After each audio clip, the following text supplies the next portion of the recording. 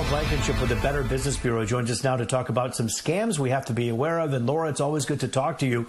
Let's begin with the phone calls. Some people are actually getting phone calls from the health department asking how they're feeling after being diagnosed with COVID-19. We have to be aware of who's going to call and who won't. Absolutely. So whenever you're getting a phone call from a government agency, you want to make sure that the phone number that's on the caller ID aligns with who they say they are.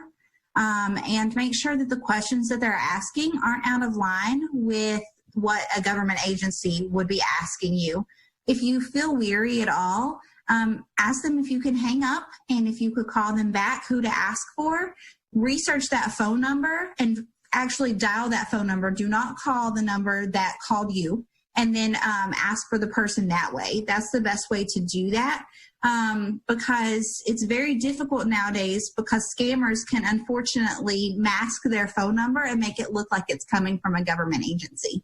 Good advice. Of course, today is tax day as well, so a lot of people may be getting hit up by the bad guys pretending like they're the IRS. They're not going to contact us today. Right. The IRS is not going to call you. We all know that there is an extension. That's not going to change as of right now. And if it were going to change, they would advertise that heavily. They're not going to call you saying that there are some type of repercussions for not filing your taxes on time. You're not going to receive an email. Those are attempts at scams. So a lot of the times, if you're receiving an email that's asking you to click on something, that's usually a phishing email. So be very cautious, especially with telephone calls as well and text messages.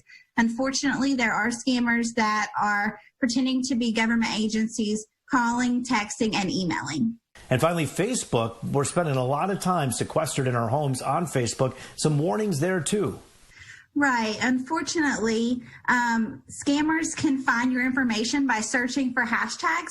So something that's very popular that we're seeing right now, especially with this quarantine, is people are reposting different quizzes or information about yourself. So they'll say, you know, in honor of the class of 2020, post your high school senior photo, and people are saying where they went to school, what year they graduated, and sometimes even their high school mascot. What they don't realize is those are popular security questions for your bank accounts, for anything that you have online that can open you up to identity theft. It's very, very important that you keep those things in mind whenever you're answering any type of Facebook post or quiz of that sort. You may think, well, my Facebook's private. They shouldn't be able to receive that information. Scammers are very good at what they do. They can find out information about you, and then a simple internet search can give them even more personal information about you, which then on down the line can put you at risk for identity theft. All right. Laura, any other tips out there? I should say, you know, I don't want to end the fun with the Facebook quizzes. I understand that we're all a little bored and we want something to do. It's fine to participate in those, but I'll always think about what information you're sharing on social media, whether it's for one of those quizzes or those fun posts. Think too, is this sharing personal information about myself or my family?